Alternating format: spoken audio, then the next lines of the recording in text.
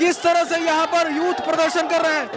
ये देखिए, देख पा रहे हैं यूथ प्रदर्शन यहाँ पर सैकड़ों की संख्या में।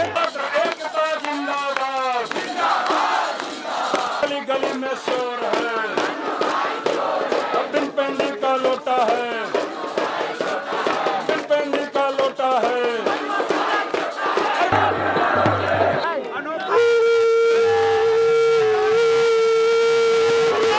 अपराधी बनना जितना आसान हो गया है उतना ही कठिन हो गया अधिकारी बनना। ऐसा क्यों कह रहा हूं, इस वीडियो में आप देखेंगे। नमस्कार, मेरा नाम है सम्राट उपाध्याय और देख रहे हैं आप एक्सप्लोर वर्ल्ड। मेरे पीछे आप देख सकते हैं एक बैरिकेटिंग लगी हुई है और बैरिकेटिंग के पीछे आपको मिलेंगे लाखों युवा जो किसी प्रोटेस्ट में आए हुए हैं। और वो प्रोटेस्ट किस लिए हो रहा है आप सुनकर दंग हो जाएंगे। प्रोटेस्ट हो रहा है शहर के, राज्य के सबसे बड़े एग्जामिनेशन के ऊपर, जिसका नाम है BPSC, Bihar public service commission इसे कहते हैं। और इसे पास करने के बाद आप अधिकारी बनते हैं। लेकिन उसके एग्जामिनेशन में अगर धांधली हो जाए तो आप क्या बनेंगे। देख सकते हैं कि यहाँ पर जो बैरिकेटिंग है कुछ इस तरह से दिखाई देती है और यही वो विरोध स्थल है जहाँ से प्रोटेस्ट लोग करते हैं। पर देख सकते हैं कि आपको हज़ारों की संख्या में लड़के और लड़कियाँ यहाँ पर आते जाते दिखेंगे और ये सब एस्पायरेंट हैं, BPSC के परीक्षा में बैठे हुए हैं। और BPSC में जो धांधली हो रही है उसके विरोध प्रदर्शन में ये लोग आए हुए हैं। छात्रों पर लाठीचार्ज हुआ, ये एक तरह की तमाशाई है। छात्रों लाठीचार्ज नहीं होनी चाहिए। अगर सरकार आपकी मांग नहीं मानती है तो क्या करेंगे आप? बहुत बड़ा आंदोलन होगा, बहुत बड़ा आंदोलन होगा, पूरा बिहार में आंदोलन होगा। सारे दिया गया है, सब सीट बेच दिया गया है सर। जब तक हम लोग को री एग्जाम नहीं मिलेगा हम लोग हटेंगे नहीं। जैसा मैं आपको दिखा पा रहा हूँ कि ये बड़ी धांधली नजर आ रही है और इसमें भी सारे आप देख सकते हैं लाखों की संख्या में है लोग, ये लोग और री एग्जामिनेशन की मांग कर रहे हैं। आप देखिए, ये देख सकते हैं लाखों की संख्या में तादाद है और री एग्जामिनेशन की मांग कर रहे हैं। नहीं तो जाकर डूब मरो। BPSC है, BPSC है, BPSC है। मैं पेरेंट्स हूँ, मेरा बच्चा दिया है। सारे बच्चे डिप्रेशन में चले गए हैं और आयोग का नहीं मानने का, इतना बड़ा सत्याग्रह को नहीं मानने के पीछे सारा सीट इन्होंने बेच दिया है, सारा सीट बेच दिया है। इसलिए सारे बच्चे डिप्रेशन में चले गए हैं। सर पे बोझ, कंधे पे फर्ज रखा है, जुबा का खामोश, होठों पे कर्ज रखा है, सीने में दर्द रखा है। मन्नू भाई क्यों तुम बेदर्द बैठा है, मैंने सुनता ही नहीं है। सारे बच्चे रो रहे हैं, गार्जियन तो और रो रहा है। उनको कहिए किसी तरह आकर के सारी इन लोगों का मांग को माने जल्दी से। उनको जस्टिस तब मिल सकता है जब सारे अभ्यर्थी को री एग्जाम कराया जाए आयोग के द्वारा। कल सुशासन दिवस के अवसर पर हमारी बहनों को हाथ तोड़ दिया गया और SI के द्वारा जो है प्राइवेट पार्ट पर मारा गया। ये कहाँ का सुशासन है भाई, कहाँ का न्याय है? किस प्रकार महिला पे जिस प्रकार से जो है एक कांस्टेबल और एक SI के द्वारा इस प्रकार से व्यवहार किया जाएगा, यही सुशासन है। क्या चाहते हैं आप लोग? री एग्जाम अगर पारदर्शिता के साथ हम लोगों का जो है जितने भी अभ्यर्थी BPSC में शामिल हुए थे सबको एक बार फिर से एग्जाम लिया जाए और पारदर्शिता ढंग से लिया जाए। अगर सरकार आपकी मांगे नहीं मानती है तो देखिए, जब तक हम लोग के शरीर में जान है तब तक हम लोग अड़े रहेंगे और ये जो शिक्षा का सत्याग्रह चालू हुआ है हम लोग डट के उसको लड़ेंगे और लड़ते रहेंगे, झुकने वाले नहीं है। जिस प्रकार से हमारी बहनों को कल पीटा गया है वो सुशासन नहीं है। तो माननीय मुख्यमंत्री जी से आप ये संदेश पहुंचा दीजिएगा, जो आप बार बार डंका पीटते हैं कि सुशासन है, सुशासन है, वो सुशासन नहीं है। बेटी की हक की खेत की लड़ाई नहीं है, हम सब बच्चों की लड़ाई है। हम लोग के साथ अगर सर खड़े हैं तो अच्छी बात है। अच्छा, बिहार में ये बार बार क्यों होता है? बिहार में बार बार होने के पीछे जो है नेताओं का हाथ है और छोटा मोटा नेताओं का हाथ नहीं है, बड़े बड़े नेताओं का हाथ है इसके पीछे। बिहार में भ्रष्टाचार बहुत ज़्यादा हो गया है सर। सब हर पेपर लीक होता है एग्जाम में, हर तरह से यानी कि आयोग ठीक नहीं से कार्रवाई कर रहा है सर। आयोग का ऐसा हो रहा है हर तरह से एग्जाम। BPSC चोर है। BPSC अगर आपकी बात मान लेती है तो आप लोग लौट जाएंगे। देखिए, हम लोग का आंदोलन यही है कि BPSC अगर हमारी बात को मान लेती है तो हम लोग आंदोलन क्यों करेंगे। हमारी जो आंदोलन, हमारी जो सत्याग्रह है वो री एग्जाम को लेकर है। अगर हमारी बात मान लेती है तो हम लोग क्यों ठंड में जो है लाठी खाएंगे, क्यों जो है हम लोग ठंड में यहाँ रहेंगे।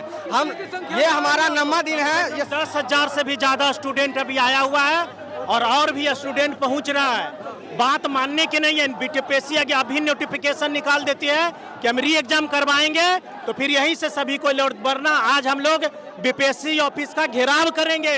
अगर लाठी चार्ज होता है तो क्या करेंगे? री एग्जाम चाहिए हमको, री एग्जाम लाठी चार्ज हो क्या गोली भी चलाएगा ना, आज पीछे नहीं हटेंगे। ये अंग्रेजी पुलिस को झुकना होगा। आज गोली भी चलेगा ना तो देखिए, रामधारी सिंह दिनकर की एक बहुत अच्छी लाइन है कि टकराएंगे नक्षत्र निकर, बरसेगी भूप पे वहनी परखर, शेष नाग का डोलेगा, विकराल मुंह खोलेगा।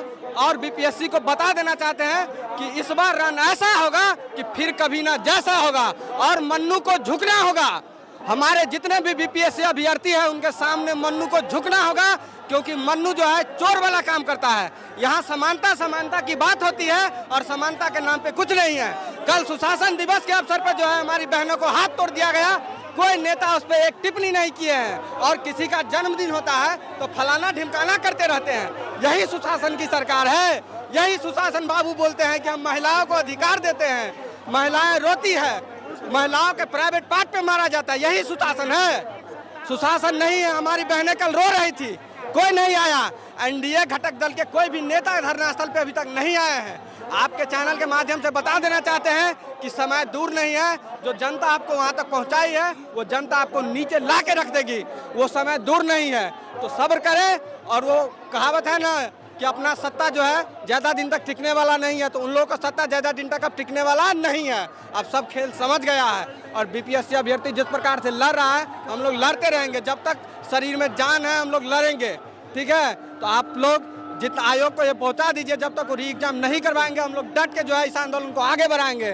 शिक्षा के सत्याग्रह मर जाएंगे लेकिन यही रहेंगे। पेपर दिखाइए एक बार। देखिए, आप देख सकते हैं ये जो लड़का है इसी में इंसिडेंट हुआ है ना। बिल्कुल बिल्कुल। क्या हुआ था इंसिडेंट? वो हमारे भाई सोनू जो है परीक्षा से हटाते हैं, बहुत अच्छे तैयारी बीएचयू के छात्र हैं। और आप लोग जानते होंगे कि बीएचयू जैसे विश्वविद्यालय में पढ़ना आम बात नहीं है। हर एक बच्चा नहीं पढ़ते हैं। जान सकते हैं कि वो मेंटली कितने स्ट्रांग होंगे और जब वो सुसाइड करे तो कितने वो हताहत होंगे। तो जान लीजिए सोनू जैसे बहुत ऐसे छात्र हैं जो हताहत है, ठीक है। तो सोनू जैसे बहुत छात्र जो है आत्महत्या करेंगे और इसका जिम्मेदार जो है माननीय मुख्यमंत्री नीतीश कुमार और जो आयोग के अध्यक्ष है वो होंगे। प्रगति आता में बदलने वाली है। क्या बात है।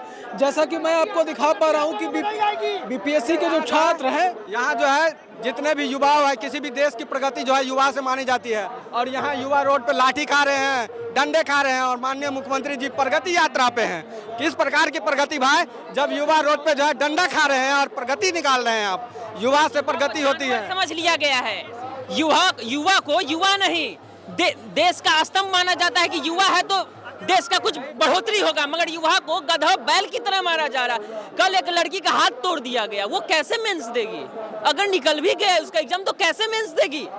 वो पुलिस उसका मेंस लिखवा देगी? उसका मेंस वो लिखवा देगी क्या? सरकार लिखवा देगी मेंस? नहीं लिखवा सकती है। साल भर 2-2 साल का मेहनत उसका पूरा पानी में चला गया। आंदोलन करने के लिए जमा होगा, झुकना होगा आयोग को, बस यही हम लोग का शंखनाद कर दिए। हाँ, शंखनाद। कितने की संख्या में आप लोग आए हुए हैं? देख रहे हैं, आप देख रहे हैं, हमको लग रहा है 20-25 हजार के अभी और 20,000 आदमी आना बाकी है। पूरा बिहार में हम लोग जमा हो जाएंगे। अगर हमारे जो है ना, हमारे इस राज्य की सरकार पे जो है ना एकदम शर्म आ रही है कि 1 सप्ताह हो गया है आज तक सरकार जो है अपने संज्ञान में नहीं ली है। हमको तो समझ नहीं आता है। इसी मनु भाई को शर्म करना चाहिए और इस शर्म के मार से उसे इस्तीफा दे देना चाहिए। इसलिए कि 69वें के एग्जाम में अतुल प्रसाद जी एक बार जब जैसे उनके पास रिपोर्ट गया, उनके कानों तक पहुंचा कि क्वेश्चन का अथी हो गया, लीक हो गया, उन्होंने दोबारा री एग्जाम कर लिया। इनको मनु भाई को री एग्जाम कराने में क्या जाती है समझ नहीं आता। आज जो छात्र को जो जान गया है उसमें मतलब कि उसका दोषी कौन होगा?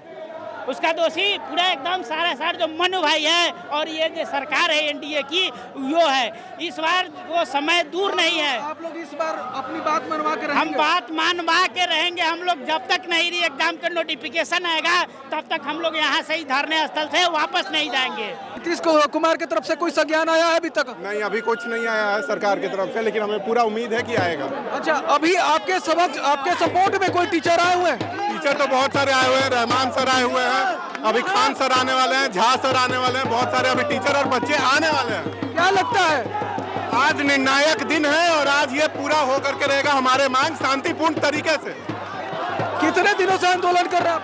आज हमारा 8वां 9वां दिन है। 18 दिसंबर से ये आंदोलन चल रहा है। जैसा मैं आपको दिखा पा रहा हूँ किस तरह से युवा जो यहाँ पे लाखों की संख्या में मौजूद है, उनका एक ही रट है, एक ही बात वो लोग बोल रहे हैं, री एग्जाम, जो एग्जाम हुआ है उसको दोबारा से किया जाए और शांतिपूर्ण से इस बात को माना जाए, शांतिपूर्ण तरीके से इस बात को माना जाए। देखिए किस तरह से युवा जो है यहाँ पर मौजूद है और लाखों की संख्या है इनकी, देखिए, देख सकते हैं आप।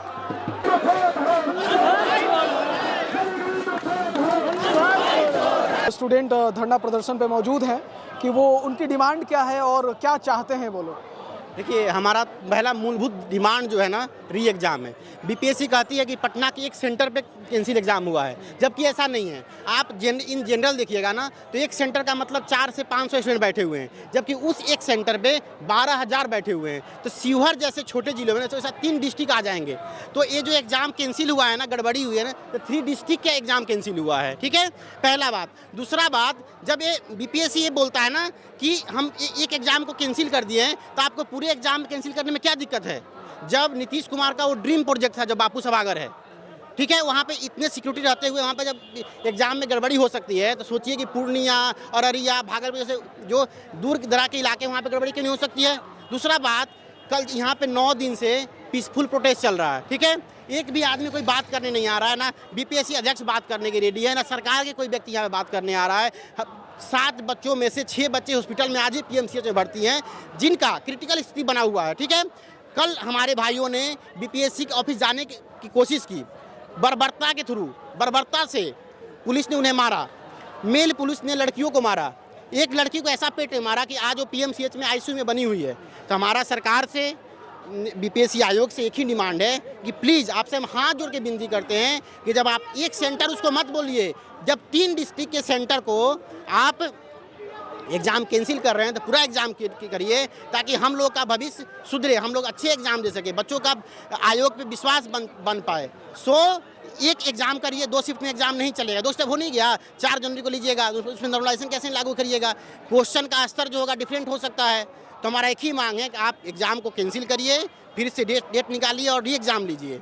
हमारा एक ही मांग, री एग्ज़ाम। अब दूसरा एक मांग है जो कल बर्बरता हुई है, निहत्थे लोगों पे किया गया है, जब बच्चे हाथ जोड़ के जा रहे थे और वो बोल रहे हैं उपद्रवी हैं। बीपीएससी बोलिए नॉन सीरियस हैं, 2 बार मेंस लिखे हुए हैं, नॉन सीरियस तुमको दिख रहे हैं। तो ये सब अत्याचार बंद करो।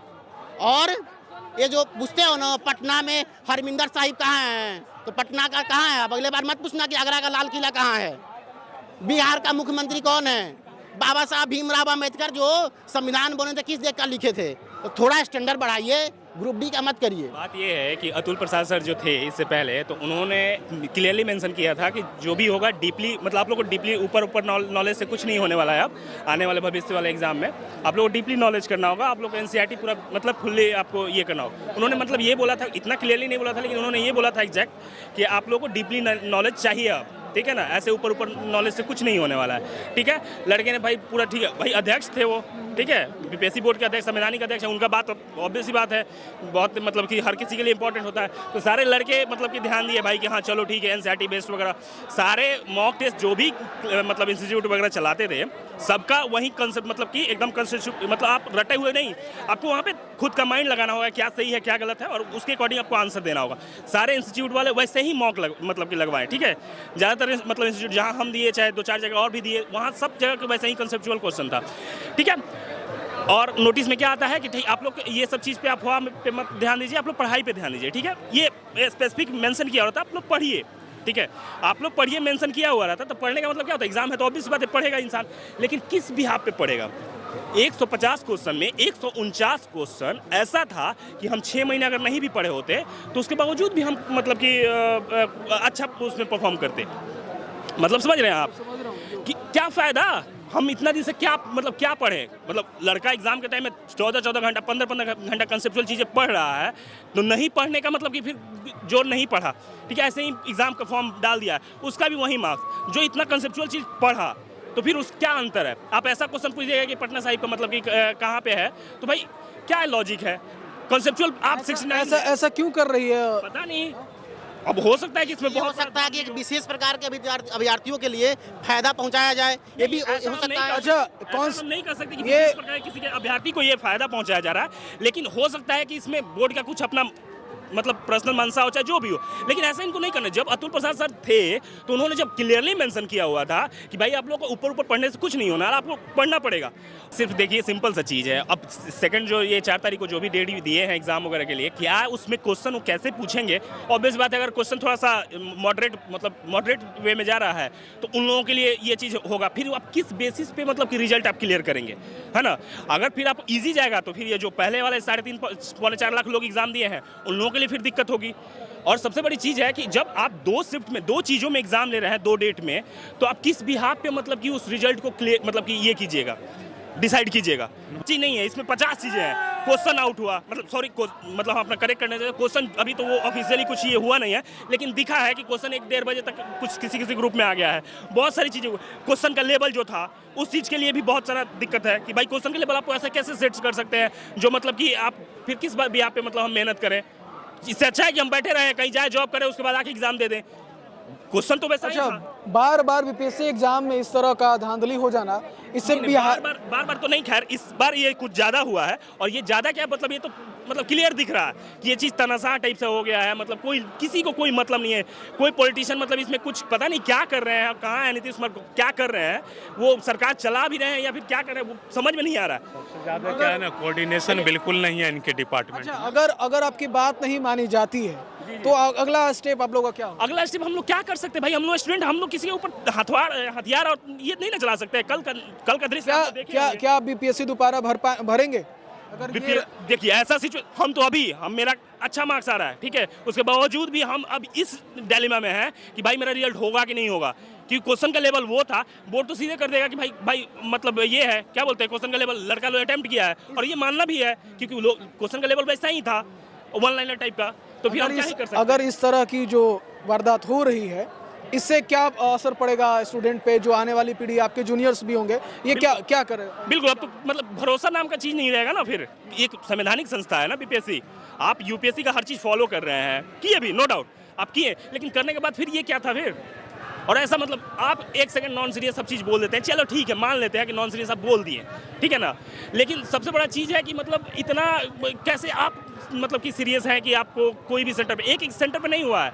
मेरा एक फ्रेंड था दानापुर वगैरह साइड में, उसका एक पेपर था तो उसको भी 15 मिनट डिले क्वेश्चन पहुंचा था। तो आप सिवान में सेंटर था, मुझे 12-10 में पेपर दिया गया था। कंक्लूजन क्या चाहते हैं आप लोग? बस हम लोग सिंपल सा चीज़, एक ही चीज़ है कि भाई इतना आप जो कर रहे हैं ना, सिंपल सा चीज़ है, कुछ मत कीजिए, इतना क्यों लोग मतलब परेशान में डाल रहे हैं। एक एग्जाम कंडक्ट कर लीजिए, बस बात खत्म, सबका एक ही बार में। 1, 2, 3 चीज़ें हैं। एक तो भाई जो लास्ट में फॉर्म नहीं अप्लाई किए थे, आप हर किसी के लिए ओपन नहीं कीजिए, लेकिन जो लोग नहीं अप्लाई, बहुत सारी चीज़ें होती है, बहुत सीरियस लड़कों के पास पैसा नहीं रहता है, और वो उस वक्त वो हो सकता है कि वो मतलब पैसा की वजह बहुत उस जो 80,000 85,000 जो नहीं अप्लाई किया रजिस्ट्रेशन के बाद, तो उनमें बहुत लोग सीरियस भी होगा, और उन लोगों ने अप्लाई नहीं किया होगा फाइनेंशियली इशू की वजह से, किसी मेडिकली इशू की वजह से। वो लोग सोच रहे होंगे कि चलो ठीक है, सर्वर तो दिक्कत था, आप ठीक है नोटिस में मेंशन कर दिए कि सर हम लोगों ने मेंशन किया था कि लास्ट डेट से पहले, लेकिन प्रॉब्लम वो नहीं है लास्ट डेट से पहले क्यों? आपने डेट तो दिया है ना, आपने डेट दिया, ठीक है, आपने मेंशन किया है कि लास्ट डेट से पहले आप अप्लाई कर दीजिए, ठीक है ना, पहले अप्लाई जितना कीजिएगा उतना मतलब आपके लिए फ़ायदा होगा। लेकिन मतलब फिर आपका तो सर लड़का के दिमाग में तो है तो भाई कि हमको 4 तारीख तक अप्लाई करना है, हाँ, और उस समय जाए और उसका फिर सर्वर इशू आ जाए। तो सिंपल सी चीज़ है, वो जो भी मतलब अपना पोर्टल ओपन करके 80,000 जो भी 50,000 जो भी समथिंग स्टूडेंट है उनके लिए रीओपन कर दिया जाए, बस उन्हीं के लिए करें, बाकी पूरा ओपन ना करें, और उनका मर्जी है, खैर वो जो भी कर सकते हैं। और दूसरा चीज़ सबके लिए एग्जाम कर ले, बस और कुछ चाहिए ही नहीं। इतना लड़का क्यों भाई मर रहा है?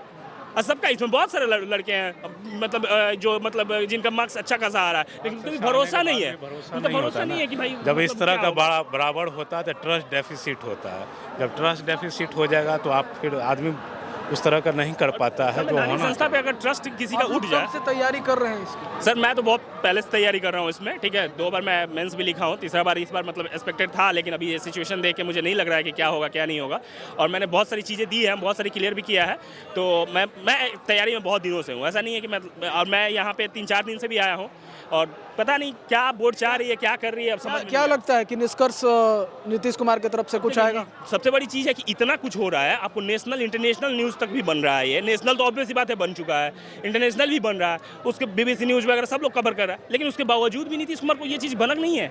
वो अपना यात्रा कर, हम खुद JDU और BJP को वोट दे रहे हैं भाई, हमको उससे चीज़ से नहीं है, हमको कोई पॉलिटिशियन वगैरह से ये नहीं है, हम दे रहे हैं, उनको भी वोट दिए हैं, ठीक है। अब आगे देंगे कि नहीं देंगे हमको नहीं पता, मेरे घर वाले भी सब लोग पॉलिटिशियन इसमें जुड़े हुए हैं। लेकिन प्रॉब्लम ये है कि आप इतना मतलब कि आप CM है और आपको दिख नहीं रहा है, आपको दिखना मैं इंक्लूड करूंगा कि आप कहते हैं कि बापू सभागार में सिर्फ क्वेश्चन लिख हुआ है। जब राजधानी में इस तरह की घटना हो सकती है, तो आपको लगता है कि जो रूरल एरिया होगा वहाँ नहीं होगा? सबसे ज़्यादा ये था ना, हाई कोर्ट का, अब इनका देखिएगा, हाई कोर्ट का, पटना हाई कोर्ट का वर्डिक्ट है, इन्होंने खुद एक्सेप्ट किया है, इनके तरफ से जो थे खुद एक्सेप्ट किए। जो मैंने सेंटर पे 10 दिन पहले मैं क्वेश्चन पहुंचा चुका हूं, अब मेरे लिए अब ये पॉसिबल नहीं है एग्जाम को कैंसिल करना। और 10 दिन पहले बोले क्वेश्चन को कि आप मार्कशीट पे और मार्कशीट पे तो लड़के का फोटो लगाइए। दूसरा ये है, हाई कोर्ट ने ये मेंशन किया था जो आप एग्जाम ले रहे हैं तो OMR पे जो बच्चा है उनका फोटो होना चाहिए। ये दोनों चीज़ नकारा गया। जब सीधी सी बात है, आपने ये बोला जो मेरा एग्जाम सेंटर पे क्वेश्चन पहुंच चुका है, जब सेंटर पे क्वेश्चन पहुंच गया, आप किसी भी सेंटर पे 100% नहीं होता प्रेजेंटेशन। बापू सभागार का 62% था, आप 100% क्वेश्चन पहुंचाए, 12,000 क्वेश्चन वहाँ होना चाहिए था।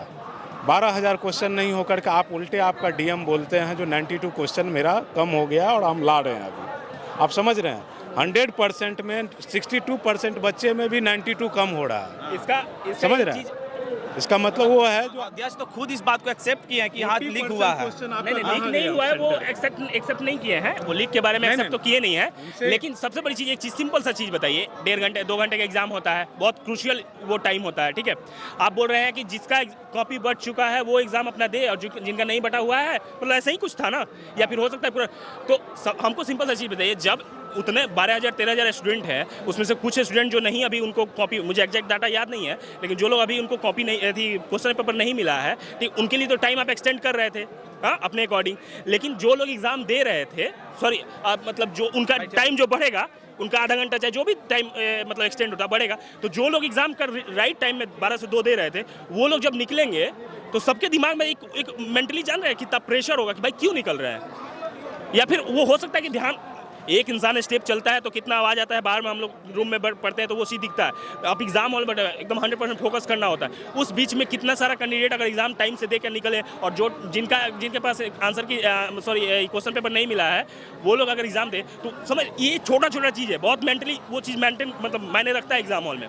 नॉर्मल सी बात है, जब यूनिटी होना चाहिए तो एक लेवल पे होना चाहिए। जब बच्चे को आप एग्ज़ाम ले रहे हैं तो एक ही लेवल पे होना चाहिए, फिर वो आदमी में यूनिटी हो, फिर आदमी में डिफरेंस हो जाए तो आप वहाँ पर भी देखिएगा क्योस क्रिएट होता है। यदि आपके और हमारे, बताइए, आप लोग इतनी मेहनत से एग्जाम पेपर को लिखते हैं, उसके बावजूद जब आपको अचानक खबर मिलती है कि लीक हो गया, तो फिर आप लोग क्या सोचते हैं, फिर उसमें क्या आपके दिमाग में चला? पर्सनल बताता हूँ, मैं एग्ज़ाम दिया हूँ, मेरे 120.66 आ रहे थे। मैं 2 दिन से यहाँ पे आ रहा हूँ, मैं मेंस के लिए बैठता हूँ, प्रिपेयर करने के लिए बैठता हूँ कि मुझे लगता है जो भी हो रिजल्ट हो, अपना तैयारी होते रहना चाहिए, लेकिन मैं मेंटली कर नहीं पाता हूँ। उसकी वजह ये है, जब आप इस तरह करते हैं तो कहीं ना कहीं मन में ये सोच आ जाता है कि कुछ सीटें हैं जो गड़बड़ किया गया है, शायद मैं तैयारी करूँ, शायद मुझे उस तरह से मेंस नहीं लिखा जाए, नहीं हो सकता है।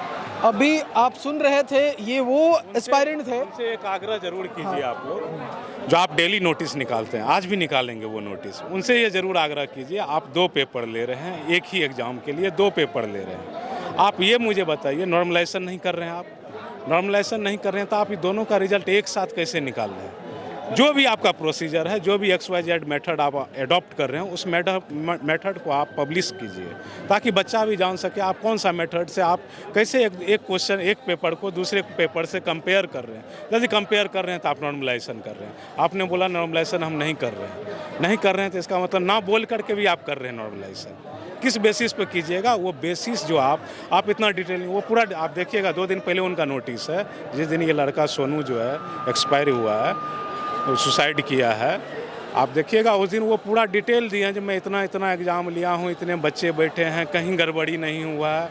ये जो किया जा रहा है, इस बच्चा का जो है पॉलिटिकली इंटरेस्ट है, जो यहाँ पर प्रोटेस्ट में है, उनके थ्रू करवाया जा रहा है।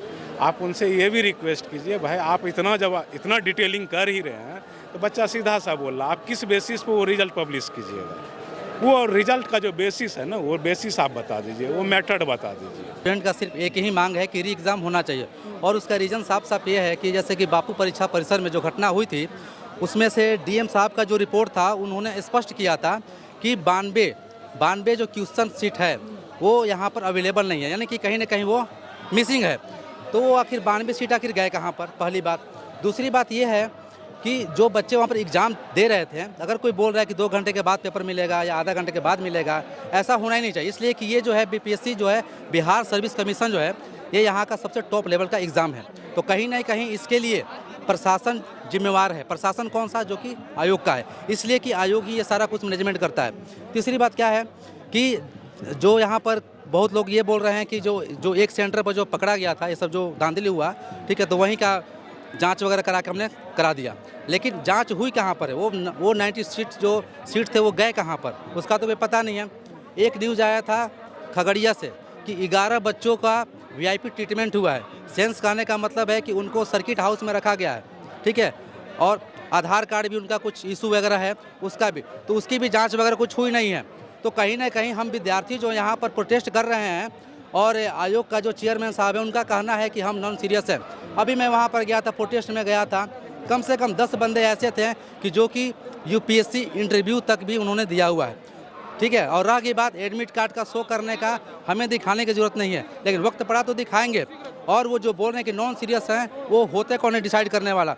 यहाँ पर हमारे 10 से 20 बच्चे ऐसे होंगे कि जो अगर लगता है कि अगर उनको बौद्धिक विकास बहुत ज़्यादा हो चुका है, या हो सकता है कि उनको कुछ लॉजिक करना है, तो यहाँ पर कर सकते हैं। बच्चे खुलेआम बोल रहे हैं, और जो बच्चे यहाँ पर सही हैं, आपको प्रूफ दे रहे हैं। अब यहाँ पर तो ये है कि प्रशासन के साइड से भी हमें कोई सहयोग नहीं मिल रहा है, सरकार से तो छोड़िए, कुछ उम्मीद है ही नहीं, और आयोग का तो कहना ही नहीं है। और यहाँ पर सबसे बड़ी बात हम लोग ये देख रहे हैं कि इतने जो विद्यार्थी यहाँ पर आए हुए हैं, इसमें से बहुत सारे विद्यार्थी बहुत दूर से अभी आए हुए हैं, और वो यहीं पर आके इस ठंडी रात में भी रह रहे हैं। क्योंकि मांगे क्या है ये बताइए। मांगे हमारी है री एग्ज़ाम, ये जो है मुद्दा कि री एग्ज़ाम होना चाहिए। और उसका सबसे बढ़िया लॉजिक मैं आपको जो बता रहा हूँ कि जैसे कि इनका क्या कहना है BPSC चेयरमैन साहब का, कि एक जगह का मैंने कैंसिल कर दिया, ठीक है, लेकिन खगड़िया में भी हुआ है, गया में भी ऐसे कुछ साक्ष्य आए हुए हैं कि लाउड स्पीकर से हुआ है, कुछ यूट्यूब पर भी या व्हाट्सएप पर भी कुछ वायरल हुए पेपर वगैरह, तो उसकी जाँच क्यों नहीं हो रही है? और ऐसा तो है नहीं कि इतने जो सारे बच्चे यहाँ पर आए हैं सब झूठे हैं, फरेबी हैं, उपद्रवी हैं। और आप ये कैसे बोल सकते हैं कि एक स्टूडेंट जो कि यहाँ पर सत्याग्रह के लिए खड़े हैं, भूखे प्यासे अपने घर द्वार छोड़ के, किसके लिए खड़े हैं? छात्र हित के लिए। और अगर हम लोकतांत्रिक तरीके से, संवैधानिक तरीके से हम अगर अपने अधिकार अगर मांग रहे हैं, तो इसमें गलत क्या है? तो कम से कम ये है कि सरकार को सुनना चाहिए या बातें करनी चाहिए, लेकिन यहाँ पर कुछ नतीजा नहीं है। और क्या होता है, हर एक पेशेंस का एक लिमिट होता है। अब यहाँ पर यह है कि अगर आप पे लाठी बरसती रही, ठीक है, और आप बेगुनाह हैं, कहीं ना कहीं आपके अंदर तो आक्रोश आएगा ही आएगा, और जब उसका पलटवार होगा तो फिर संभालना मुश्किल हो जाएगा। और वो हो सकता है। कितने की संख्या में हैं आप लोग? देखिए, संख्या तो आप भी यहाँ पर देख रहे हैं, और मैं सिर्फ और अनुमान लगा सकता हूँ कि यहाँ पर कम से कम 1000 से ज़्यादा बच्चे हैं। और अभी देखिए, जैसे कि हमारे वहाँ पर कुछ लोग हैं, वो जैसे अपना बताएंगे कि कहाँ पर मूवमेंट करना है, कहाँ पर फिर मांगे रखनी है, कहाँ लगातार आप लोग जारी रखेंगे आंदोलन? बिल्कुल जब तक रिजल्ट नहीं आएगा तब तक जारी रहेगी? बिल्कुल वो जारी रहनी ही रहनी है। इसलिए कि देखिए, ये हक की लड़ाई है, और यहाँ पर क्या है कि सबको पता है कि हम अपने हक के लिए यहाँ पर खड़े हैं। अगर कुछ गलत काम करते हैं तो यहाँ पर कोई आता ही नहीं, ठीक है। मतलब आप लोग चाहते हैं कि री एग्ज़ाम हो, और फिर मामला रफा दफा हो जाए, फिर से सुचारू ढंग से सारी चीज़ें चलने लगे। जी बिल्कुल। आपने देखा इस वीडियो में कि किस तरह से जो बीपीएससी एस्पायरेंट है उनका डिमांड क्या है, क्यों कर रहे हैं प्रोटेस्ट, कैसे प्रोटेस्ट हो रहा है, कहाँ से शुरू हुई, क्या चीज़ें हो रही हैं, एग्जामिनेशन में क्या गड़बड़ी हो रही है, सेंटर पे क्या दिक्कत आ रही है, सारी चीज़ें इस वीडियो में आपने देखा। आपकी क्या राय है कमेंट सेक्शन में ज़रूर बताइएगा। अगर आप बीपीएससी एस्पायरेंट हैं तो इस मामले को किस तरह से देखते हैं, या फिर आपके मानसिक पटल पे क्या प्रभाव पड़ रहा है, क्या सोच रहे हैं, ज़रूर अपनी राय कमेंट सेक्शन में ज़रूर दीजिएगा। बाकी हमारे वीडियो के साथ बने रहिएगा, हम अपडेट आपको दिखाते रहेंगे। आप देख रहे थे एक्सप्लोर वर्ल्ड में सम्राट उपाध्याय को।